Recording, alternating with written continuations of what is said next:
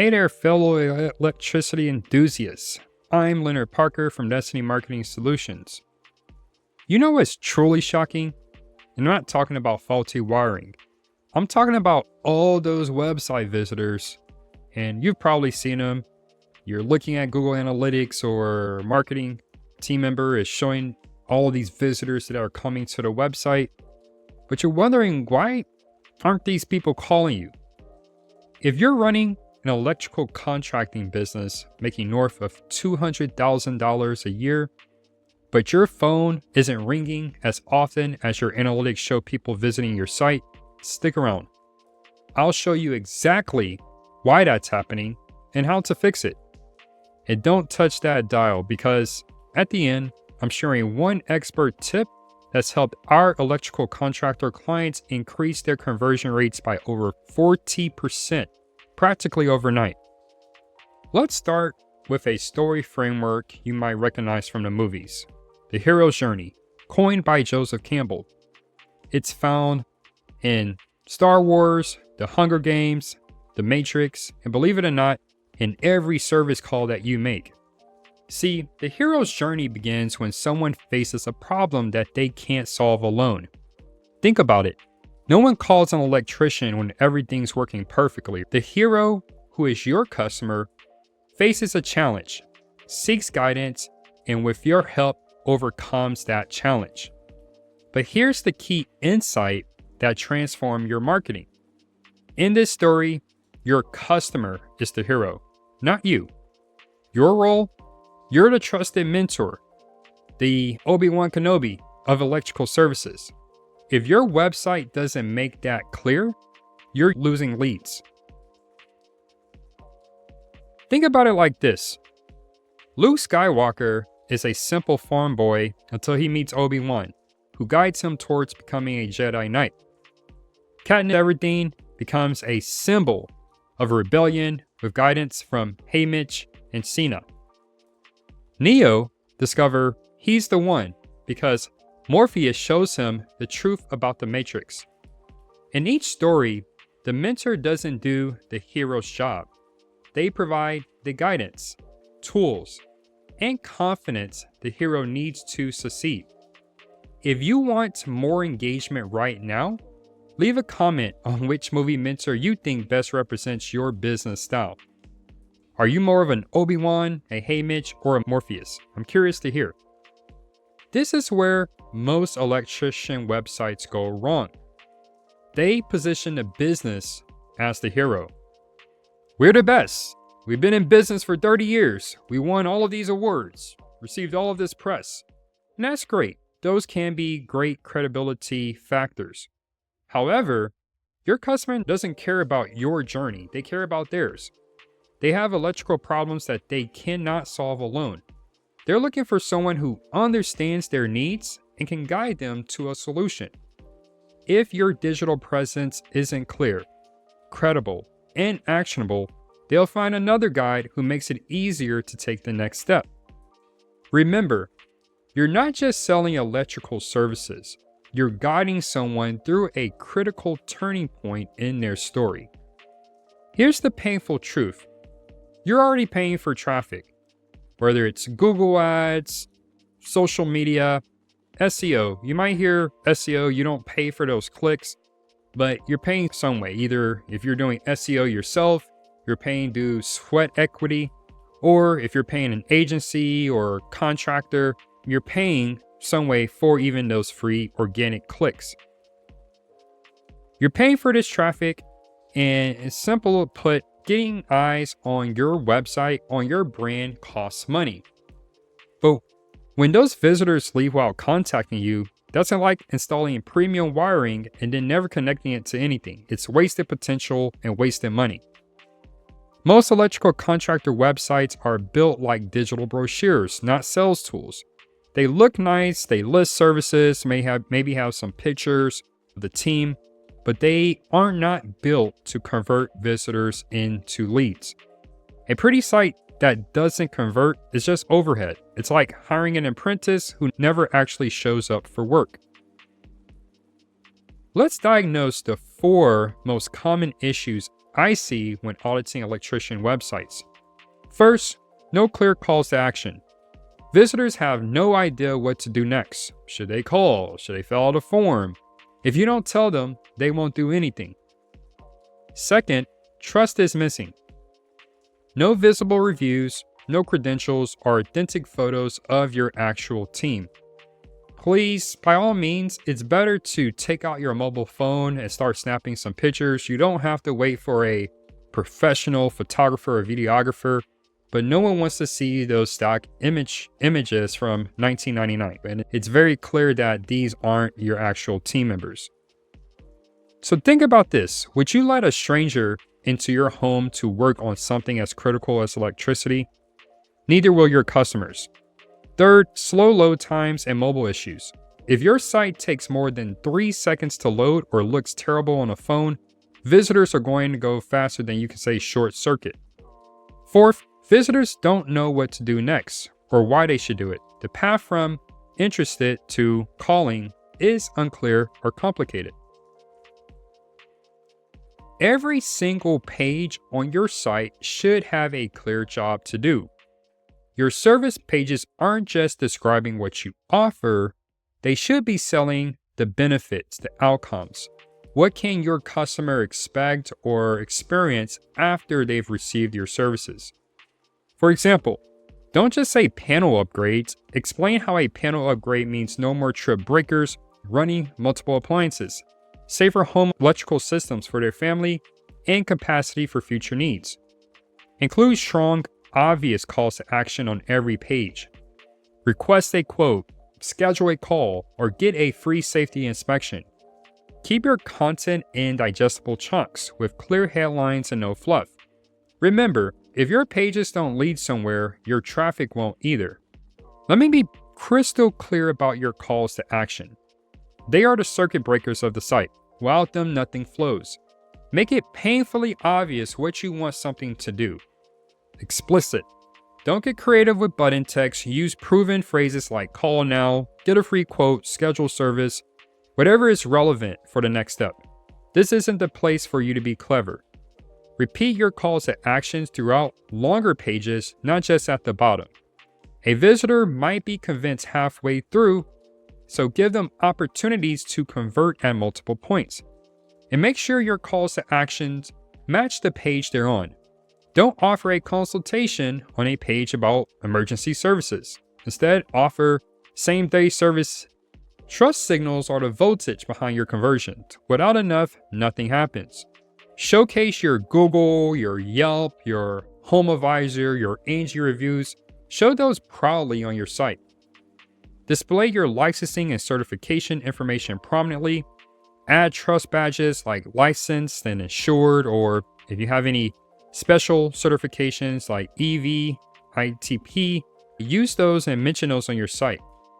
Use real project photos, not stock images. People can spot generic stock photos faster than you can find a hot wire.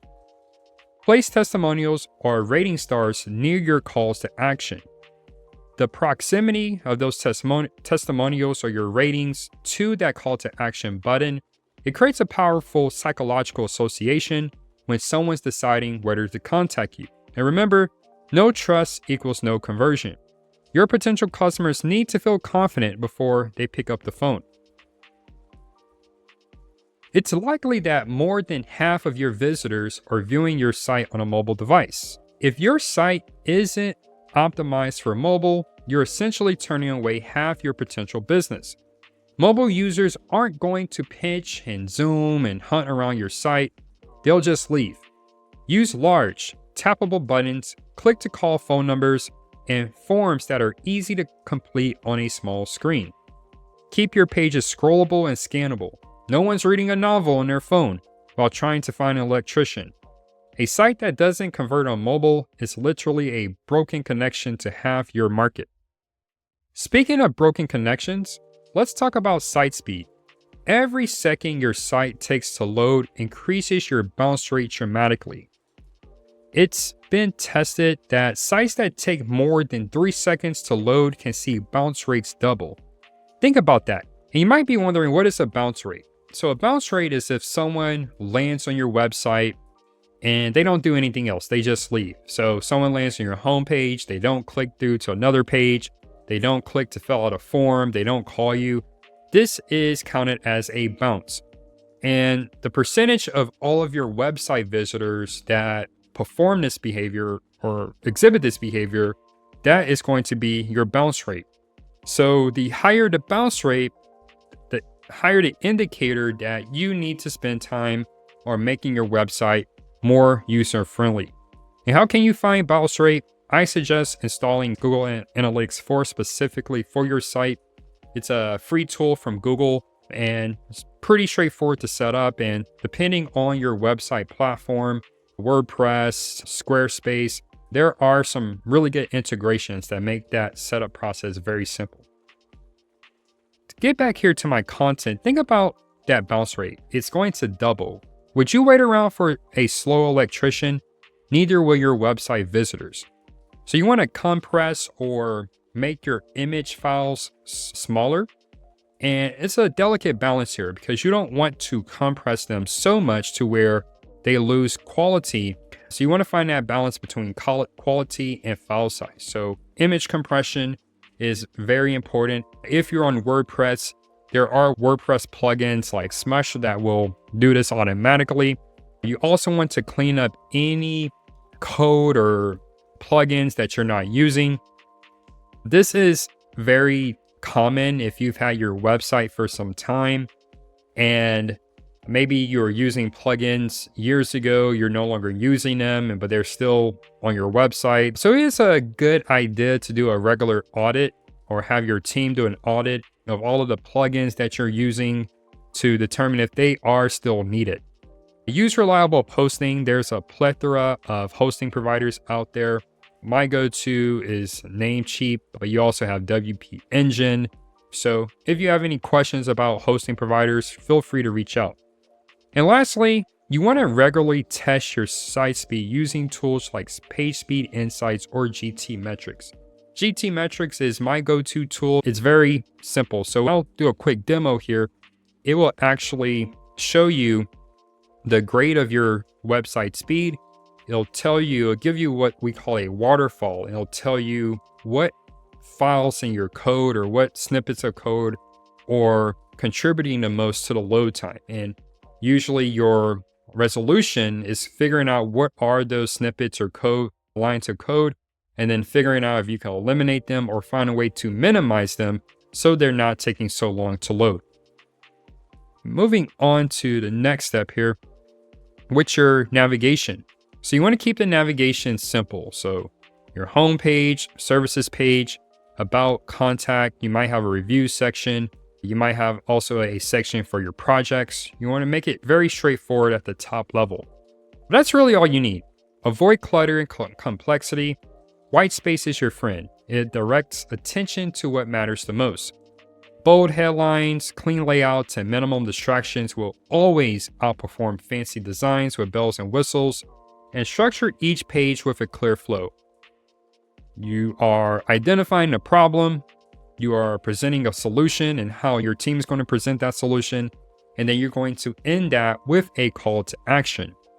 Remember, your website is not your opportunity to develop a piece of art. It's a sales tool. The best sales tools are simple to understand and use. Next, if you're not measuring, you're just guessing.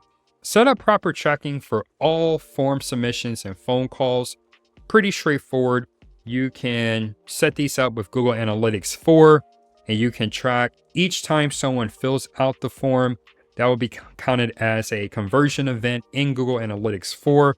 If you are using any CRMs, you can also connect your website forms with your CRM. Many CRMs are going to provide this functionality, and you can easily see what's coming through the source and what page is driving that particular form fill.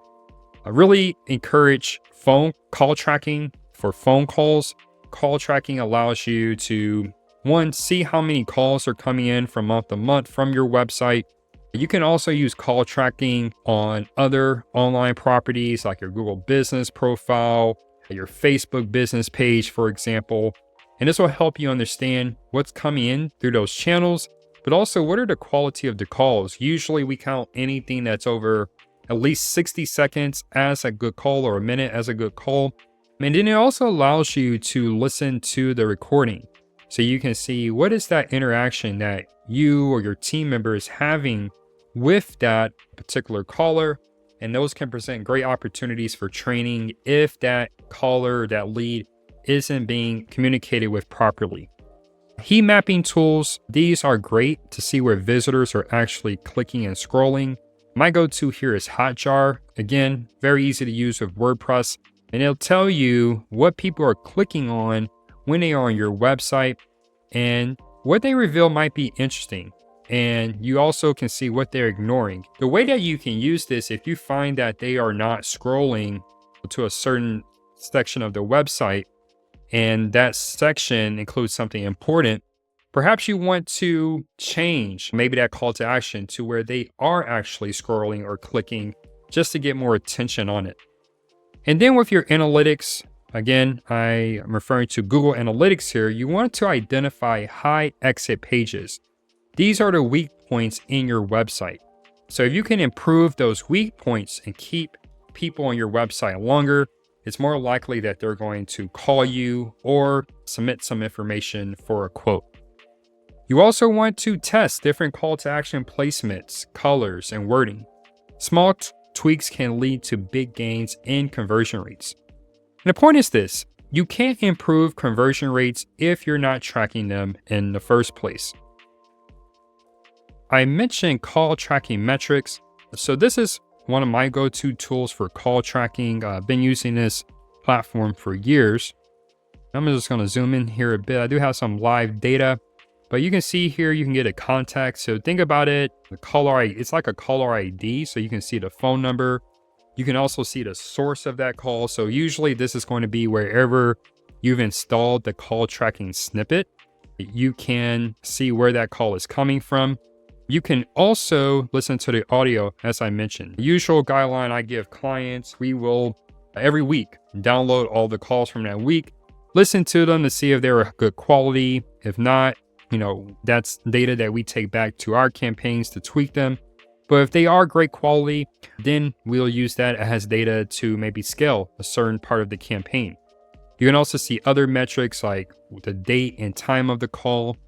So one way to use this information, if you find that you're getting many calls after your office is closed, maybe it's time to invest in a call answering service where someone is answering that call, they are intaking that lead properly, and when someone's back online, then you can schedule your next step, whether that's go out to look at the project site or to provide a quote.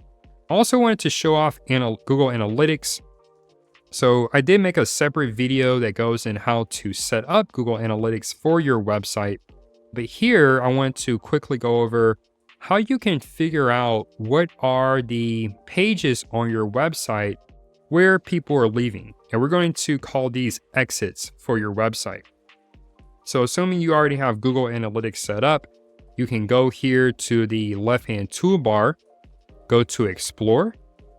And then once you're in the Explorations menu, you're going to go to Freeform. What we're actually looking for is which pages are we seeing the most exits. And so that's going to be called a dimension. So for your dimension, go in and just do a search for pages. And let me zoom in here a bit so it's easier to see.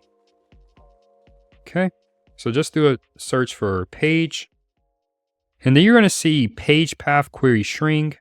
I'll just select that one, click confirm. And then once you've added that dimension on your scroll bar, let's drag over page path and query. So now you can see, you see all the website URLs. And this is just a test website I'm using for the demo. And then from there, we by default have device category. So you see here we have desktop, mobile, tablet, and then it gives you a totals column information. So instead of device category, and let's just remove that,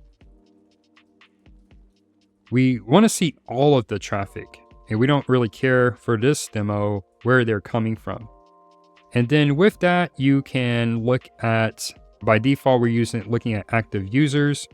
So you can, as with the dimensions, you can go in and change this. So I want to see exits, and then let's also see views. So how many times a person has viewed a particular page. And I'm going to zoom out here a bit, but before I do that, let me go ahead and add these. So I'm going to remove active users. So first I'm going to drag over views, and then I'm going to drag over exits. Let's get that out of here. And now when we zoom out, so by default, it's going to be views. But what you'll see here are the number of website or the website URLs that are getting the most views. You can also sort by exits.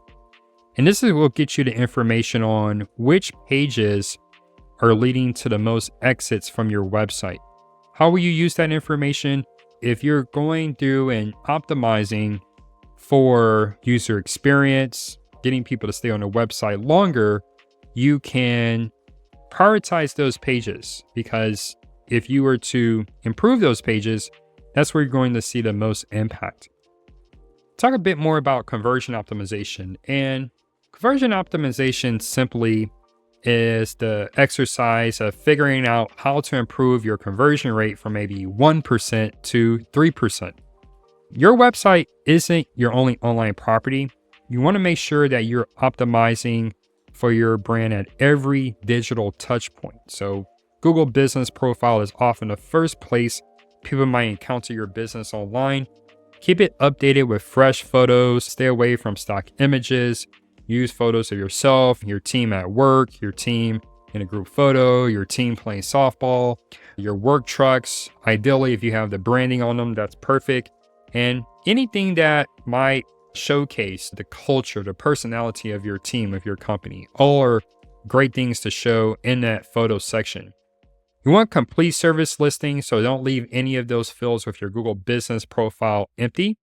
And anytime you receive questions on your Google Business Profile or receive reviews, positive or negative, you want to make sure that you respond to those reviews. That will show future potential clients that you are responsive to customer needs, good or bad.